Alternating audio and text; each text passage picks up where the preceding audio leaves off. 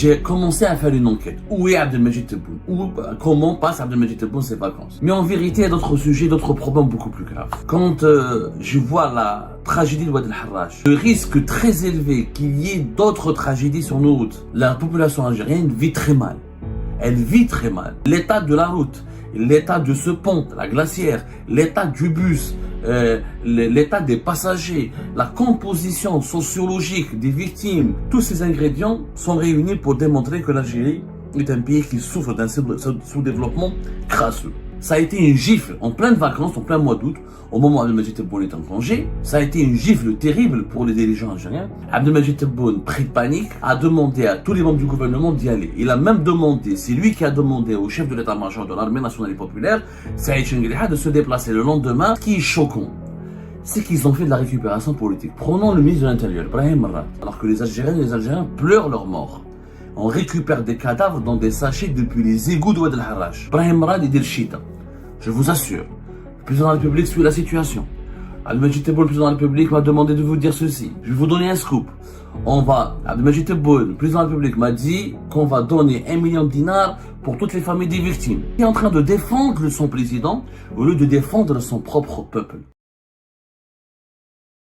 J'ai commencé à faire une enquête. Où est Abdelmajid Tebboune? Comment passe Abdelmajid Tebboune ses vacances? La question est complètement légitime. En tant que président de la République, c'est un personnage moral. C'est le chef de l'État. Sa vie, elle est d'abord publique avant d'être privée. Il a le droit à une vie privée. Naturellement, comme tous les présidents du monde, comme tous les êtres humains du monde, il a le droit à un congé. Il a le droit d'aller en vacances. Il a le droit de partir à l'étranger. Mais comme il est chef de l'État, on a le droit aussi de savoir comment il vit, avec quel argent il finance ses vacances, qu'est-ce qu'il est parti faire à l'étranger et combien ça coûte tout cela au trésor public. Mais en vérité, il y a d'autres sujets, d'autres problèmes beaucoup plus graves.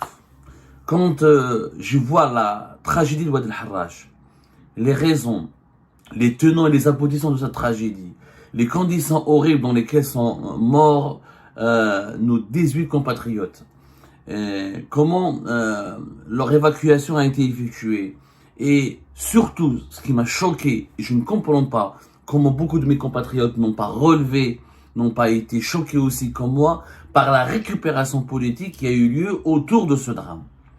Pour moi, c'est un sujet beaucoup plus important que les vacances d'Abdelmajid Tebboune. Honnêtement, je vous dis la vérité.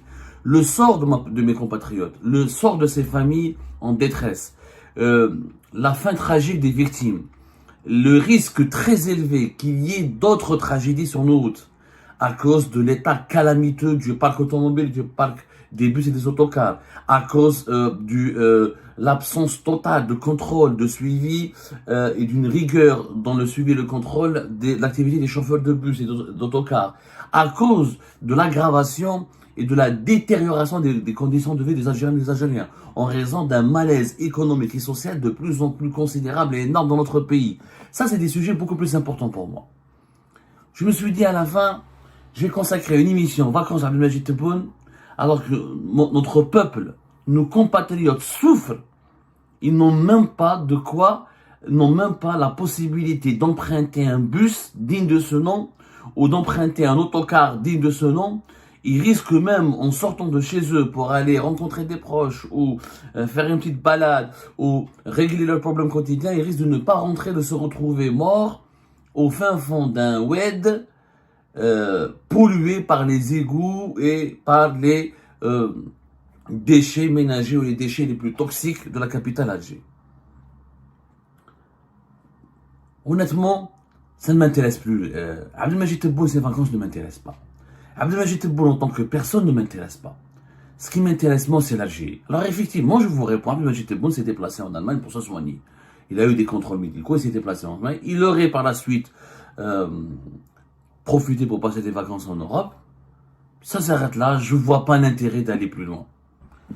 Oui, effectivement, on peut se poser des questions. Est-ce que un président de la République a le droit de passer des vacances? Oui, il a le droit de passer des vacances. Le problème, ce n'est pas que Abdelmajid Tebboune s'est déplacé à l'étranger pour ses contrôles médicaux pour passer des vacances, c'est son droit. Abdelmajid Tebboune dispose aussi, en tant que président de la République, d'une résidence d'État spécialement aménagée pour les vacances d'été du côté d'Oran. Quand on est président de la République, dans tous les pays du monde, on vit mieux que la population. Le statut du président de la République donne des privilèges. Ce ne sont pas les privilèges qui sont choquants. Chef d'État, tu as des privilèges, mais tu as aussi des responsabilités. Moi, je préfère pas, je pense que la priorité n'est pas de parler des privilèges d'Abdelmadjid Tebboune qui sont légitimes et ordinaires. Dans tous les pays du monde, les présidents ont des résidences pour les vacances, etc. Sauf dans certains pays de démocratie exemplaire qui se comptent sur le bout des doigts d'une main, où les présidents de la République, ou les chefs d'État, ou les premiers responsables des pays, ou les rois, ou les monarques vivent comme les citoyens. Les pays d'Europe du Nord, etc. Sinon, dans la quasi-majorité des pays de la planète, quand on est un chef d'État, ou le premier responsable d'un pays comme un monarque, on vit extrêmement bien et on passe ses vacances de façon extrêmement différente, pour ne pas dire très luxueuse et très confortable par rapport au reste de la population. Ces privilèges, moi je les comprends. Moi je suis de ceux qui pensent qu'un chef d'État doit avoir des privilèges. Le problème n'est pas là. Mais en échange de ces privilèges, il y a des responsabilités. Et ce sont les responsabilités du monde qui doivent nous intéresser. Et parmi ces responsabilités est de garantir à la population algérienne un bien-être, un niveau de vie, une certaine qualité de vie, ce qui est tout à fait compréhensible parce que nous sommes un pays qui a des potentialités, des richesses extraordinaires. Un pays de gaz et de pétrole, un pays de fer, de phosphate, de gaz de schiste, avec des ressources minières et des hydrocarbures importantes, avec un emplacement géographique important, avec un potentiel humain important, avec un potentiel géopolitique très important. La responsabilité du président algérien est d'offrir à sa population un bien-être. Malheureusement, cette responsabilité n'est pas tenue. Ce qui est encore plus grave, ce qui m'a moins choqué, c'est la récupération pendant qu'Abdelmadjid Tebboune est en congé. L'accident du 15 août, et on l'expliquera plus tard, elle a fait paniquer les autorités algériennes. Ils ont eu peur, elles ont eu peur, et Abdelmadjid Tebboune en personne a eu très peur d'une explosion de la colère populaire. Les autorités algériennes ont énormément culpabilisé les dirigeants algériens. Ils ont compris que c'est à cause que cet accident aurait pu ne pas avoir lieu s'il n'y avait pas cette mauvaise politique de la gestion des affaires économiques du pays.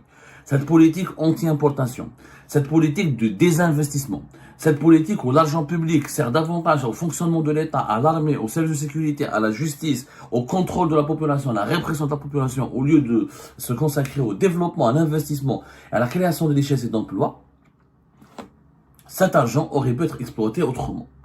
La population algérienne vit très mal. Elle vit très mal. Les 18 morts, la façon de mourir, le fait de mourir du Oued el-Harrach, un Oued extrêmement pollué, malgré tous les milliards qui ont été dépensés par l'État pour l'épurer, pour le purifier, pour le transformer en une zone touristique. L'état de la route, l'état de ce pont, la glacière, l'état du bus, l'état des passagers, la composition sociologique des victimes, les circonstances de l'accident, tous ces ingrédients sont réunis pour démontrer que l'Algérie est un pays qui souffre d'un sous-développement crasseux. Donc, ça a été une gifle en pleine vacances, en plein mois d'août, au moment où Abdelmadjid Tebboune est en congé. Ça a été une gifle terrible pour les dirigeants algériens qui ont promis, qui ont manipulé la population pendant 5 ans, en leur faisant croire que l'Algérie était un pays riche, troisième pays le plus riche du continent africain, futur premier pays le plus riche du continent africain, le pays le plus dynamique économiquement selon Tebboune du bassin méditerranéen, et un pays qui ne cesse d'avoir un niveau de croissance important.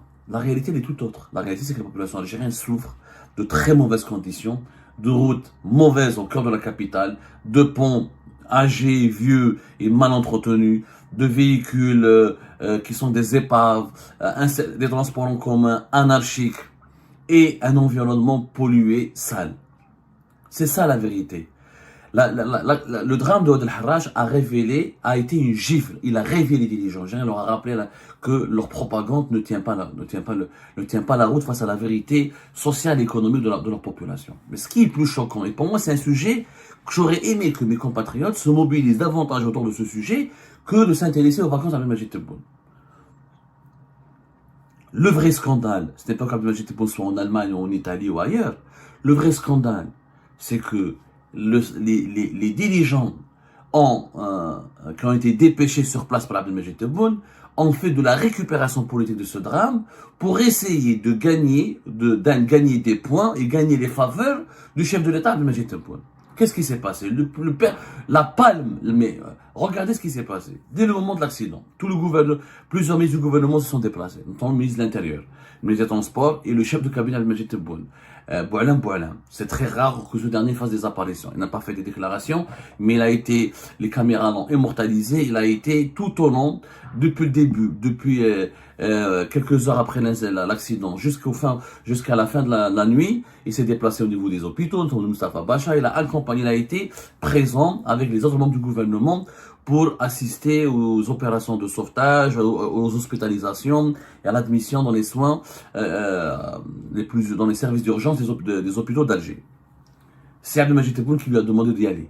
Abdelmajid Tebboune, pris de panique, on expliquera plus tard pourquoi, a demandé à tous les membres du gouvernement d'y aller. Il a même demandé, c'est lui qui a demandé au chef de l'état-major de l'armée nationale et populaire, Saïd Chengriha, de se déplacer le lendemain et de faire une apparition et d'aller au chevet des blessés. Le pouvoir algérien a voulu montrer qu'il était aux côtés de son peuple et qu'il était désolé, qu'il était touché par ce drame parce qu'il a eu peur d'un effet désastreux ou d'une vague de déclenchement d'une vague de colère populaire. Parce que la population a été choquée. Elle était choquée parce que le problème, encore une fois, cet accident révèle les très mauvaises conditions de vie, des conditions de vie qui se détériorent à cause d'une très mauvaise politique économique et sociale. On l'a expliqué plusieurs fois. Mais les dirigeants algériens auraient pu se contenter d'afficher leur solidarité, leur sympathie, de présenter leurs condoléances. Ça, c'est complètement compréhensible. Ce qui est choquant, c'est qu'ils ont fait de la récupération politique. Prenons le ministre de l'Intérieur, Brahim Merad. Dès le début, jusqu'après l'accident, alors que les Algériens pleurent leur mort, on récupère des cadavres dans des sachets depuis les égouts de Oued El Harrach. Brahim Merad, qu'est-ce qu'il fait? Il fait de la propagande, il fait de la politique. Il essaie d'utiliser cet événement comme un tremplin pour conserver sa place dans le futur gouvernement que Tebboune devrait décider dans le cadre d'un remaniement ministériel. Dès le départ, Brahim Merad est dit le chita. Je vous assure, le président de la République suit la situation. Abdelmajid Tebboune, le président de la République, m'a demandé de vous dire ceci. Le président de la République, il est très touché, très peiné. Le président de la République a promis. Le président de la République il m'appelle. Tout à l'heure, j'étais en train de lui parler. Après, je dis Mohamed Brahim Merad, il appelle les journalistes. Je vais vous donner un scoop. Regarde, un ministre de l'Intérieur qui parle comme ça. Je vais vous donner un scoop. Abdelmajid Tebboune, le président de la République, m'a dit qu'on va donner 1 million de dinars pour toutes les familles des victimes. Il ne parlait, Brahim Merad, il parlait que de chef de l'État, il parlait que d'Abdelmajid Tebboune, au lieu de parler de la population. C'est le ministre de l'Intérieur. L'état des routes, la gestion des collectivités, la gestion de certaines infrastructures publiques, la gestion des WED, de certains environnements comme Oued El Harrach, en partie ça relève de sa responsabilité. Au lieu de parler de la situation réelle, au lieu de parler de la population, du ressenti de la population, des souffrances et des douleurs de la population, au lieu d'aller à la rencontre de la population et de voir les pompiers, par exemple la protection civile, relèvent directement de l'autorité du ministère de l'Intérieur. Au lieu de contrôler s'ils ont disposé tous les moyens nécessaires, est-ce qu'il y a eu des retards ou pas des retards au niveau des secours, au lieu de demander, par exemple, il y a eu des citoyens qui ont plongé dans Oued El Harrach, qui se sont donc pollués, qui ont pris le risque de nager dans une eau polluée, sale, pleine de déchets toxiques, etc., qui regorge de composants chimiques, etc., au lieu de dire à ces citoyens d'aller se désinfecter, de les prendre en charge. Brahim Merad, il fait de la politique politicienne. Il dit, les cadavres sont sous ses yeux. Et lui, il dit, je vous donne un scoop. Le président m'a dit, le président, je lui ai parlé, il était en train de défendre son président au lieu de défendre son propre peuple. Ça s'appelle de l'instrumentalisation politique. Brahim Merad, il a peur pour son poste. Il devait avoir un remaniement gouvernemental et ministériel au début du mois de juin 2025. Il n'a pas eu lieu. Ce remaniement a été annoncé pour la fin du mois de juillet. Il n'a pas eu lieu.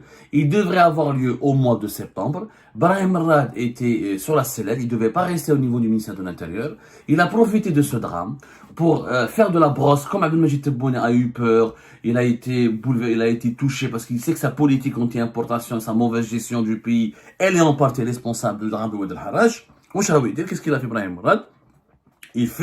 Il brosse dans le sens du poil, il caresse dans le sens du poil Abdelmajid Tebboune, il fait des louanges à Abdelmajid Tebboune, il fait des éloges à Abdelmajid Tebboune, espérons qu'Abdelmajid Tebboune va apprécier comment Brahim Merad l'a défendu face aux Algériens lors de cet accident tragique, et comme ça Brahim Merad espère rester ministre de l'Intérieur. Ça, c'est le cas de récupération politique le plus dégueulasse que j'ai jamais vu. Nous sommes dans un moment de drame, de tragédie. Il y a eu des morts, un bilan très lourd, un accident tragique. La population est sous le choc. Tu viens pas dire... D'abord, c'est pas au ministre de l'Intérieur de parler au nom du président de la République. Celui qui doit parler au nom du président de la République, c'était son directeur de cabinet, Boualem Boualem, à la limite. Ou le Premier ministre, qui était absent le jour de l'accident. Brahim Rad ce n'est pas à lui de dire, le président m'a dit, m'a raconté. Ce qui s'est passé entre toi et le président, le peuple algérien, ça ne l'intéresse pas. Le peuple algérien, ce qu'il veut, d'abord. Et d'ailleurs, dès le premier jour, avant même de connaître les causes de l'accident, on propose de l'argent aux familles des victimes. Ça veut dire quoi? Ça veut dire qu'on veut acheter, on veut corrompre ces gens. On veut acheter leur silence. On veut acheter leur silence. Et d'ailleurs, la méthode, elle soulève des interrogations. Parce qu'il y a eu dans d'autres accidents, comme celui de Taman Rasset, il y a eu une trentaine de morts, l'État n'a pas proposé des indemnisations. Pourquoi les gens, quand ils meurent à Alger, on leur propose des indemnisations, et quand ils meurent dans d'autres régions du pays, on leur propose pas des indemnisations. Mais j'ai pas envie de faire de la polémique là-dessus, j'ai pas envie de surfer, de rallumer les braises de la fitna, c'est pas mon but, c'est pas du tout mon rôle. Moi, mon but est quand même d'exposer les dirigeants algériens à leurs propres contradictions, à leurs propres incompétences et médiocrités, et à leurs propres dysfonctionnements. C'était pas le moment de parler d'argent, c'était pas le moment de faire de la politique, c'était pas le moment de parler de défendre le président, c'était le moment de défendre le peuple, de partager les douleurs du peuple, de rassurer le peuple, de s'excuser auprès du peuple et de s'engager à trouver des solutions pour que des drames pareils ne se reproduisent pas. C'est ça ce qu'un vrai dirigeant en face. Un vrai ministre de l'Intérieur n'aurait jamais parlé comme ça. Brahim Mourad a été un salaud. Je le dis, je m'énerve très rarement. Mais monsieur Brahim Mourad, vous avez été un salaud dans votre comportement. Il faut vraiment être un salopard pour se comporter de cette manière. C'est d'une immoralité absolue. On n'instrumentalise pas les morts pour rester au pouvoir. Ça s'appelle le comportement d'un salaud. C'est pire qu'un corrompu. Des gens à un meeting, on t'a dit tu fais faire de la politique. Eh ben, honte à ce Brahim Mourad. Honte. Honte. C'est une honte absolue. De venir, de proposer de l'argent rapidement, d'essayer de faire taire les gens, de faire de la politique, de caresser, d'essayer de gagner les travaux du président de la République pour rester au pouvoir. Ça ne doit pas se passer comme ça.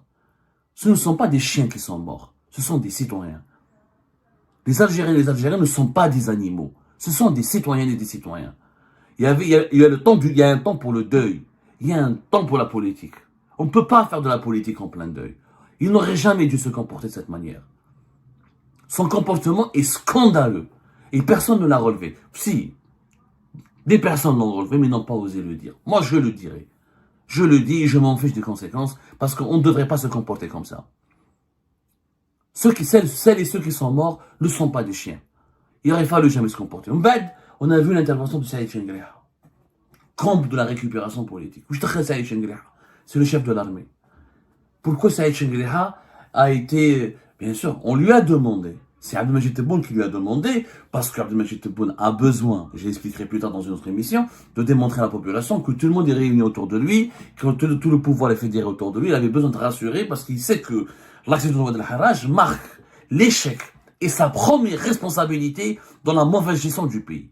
Il est entièrement responsable. La politique d'Abdelmajid Tebboune, elle est l'élément déclencheur de l'accident de Oued el-Harraj.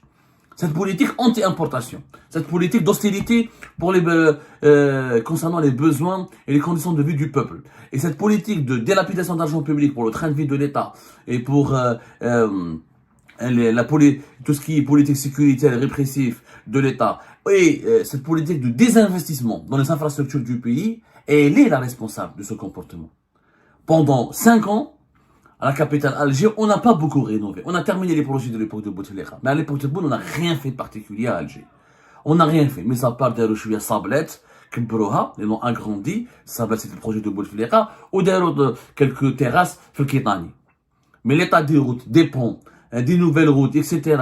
Il y a pratiquement rien n'a été réalisé à l'époque de Tebboune. Pourquoi? Parce que l'argent est parti d'abord pour le train de vie de l'État, pour les budgets du ministère de la Défense nationale, les budgets de la présidence, l'augmentation des salaires des fonctionnaires, l'augmentation des salaires des juges, l'augmentation des budgets d'administration pénitentiaire, l'augmentation des budgets de fonctionnement des services de l'État, au lieu d'investir dans la construction de nouvelles infrastructures, l'amélioration du niveau de vie et des conditions de vie de la population algérienne. Et c'est ça le vrai débat. C'est ça le vrai débat. Mais je te bonne vacances, la sur la Lune. Je lui donne le droit d'aller sur la Lune. Mais ça en tant que chef d'État, concernant le bien-être, les conditions de vie de la population algérienne et les sous-investissements de l'État dans des secteurs stratégiques qui concernent directement le bien-être et la sécurité de la population. Ça le vrai sujet. Il ne faut pas tomber dans les pièges de certaines polémistes qui veulent détourner notre attention des vrais problèmes du pays. C'est quand je vois, il arrive en Mercedes, extrêmement neuve, au l'hôpital Mustafa Bacha pour aller voir des blessés qui ont emprunté un bus de 21 ans, conduit par un chauffeur qui n'est même pas attitré, qui n'est même pas un professionnel de la conduite des bus, ayant emprunté un pont dans un pont vétuste, et qui ont failli mourir dans un WED où se déversent les égouts et tous les déchets toxiques de la capitale. Vous imaginez la gravité de cette situation? Le chef d'état-major, il fait semblant, parce que moi j'ai vu les images, il fait semblant de s'intéresser à... Si Tsingreha s'intéresse réellement au bien-être de la population, aux conditions de vie de la population algérienne, il n'a qu'à parler avec Abdelmajid Tebboune pour lui dire, écoutez, monsieur le président, on ne peut pas nous emprunter, circuler avec les voitures les plus neuves, les plus luxueuses, et on interdit à la population algérienne d'avoir des voitures neuves ou là des bus modernes, et on leur dit il faut pas importer, on leur dit il faut pas dépenser parce que c'est les devises de l'État, alors que c'est avec les devises de l'État qu'on achète et qu'on entretient le parc automobile des dirigeants algériens. Si Saïd Chengreha veut servir le pays, il n'a qu'à parler à Abdelmajid Tebboune, monsieur le président. Je me permets de vous dire, mais cette politique anti-importation, votre politique d'austérité économique qui concerne les conditions de vie de la population algérienne, elle n'a pas de sens. Elle provoque des drames. Saïd Chengreha aurait été beaucoup plus utile. Mais aller se balader comme un coq dans un hôpital et montrer à la population qu'on est à côté de la population. La population n'a pas besoin que ces dirigeants viennent la voir quand il y a des blessés ou des morts. La population a besoin de ces dirigeants pour inaugurer des nouveaux ponts, des nouvelles routes, pour accueillir des nouveaux moyens de transport, pour avoir des bus et des autocars modernes, pour avoir des WED qui sont pas pollués et intoxiqués, pour avoir un environnement et des conditions de vie dignes d'un pays pétrolier, d'un pays gazier. Ce n'est pas normal de mourir au fin fond d'un WED pollué, extrêmement sale et qui regorge de produits toxiques, et en empruntant un bus âgé de plus de 21 ans dans un pays de gaz et de pétrole. Ce n'est pas normal. Et ben c'est la fin de cette vidéo les amis, je vous remercie comme d'habitude pour avoir suivi jusqu'à la fin. N'oubliez pas de nous laisser vos commentaires et vos réactions sur la vidéo et de vous abonner à la chaîne si vous n'êtes pas encore abonné. Et merci aussi pour vos commentaires et vos discussions très animées dans la section des commentaires.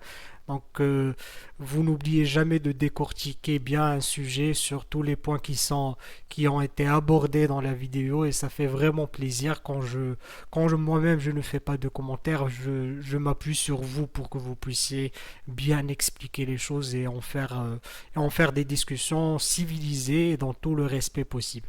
Donc voilà, merci beaucoup et à la prochaine dans une nouvelle vidéo. Au revoir.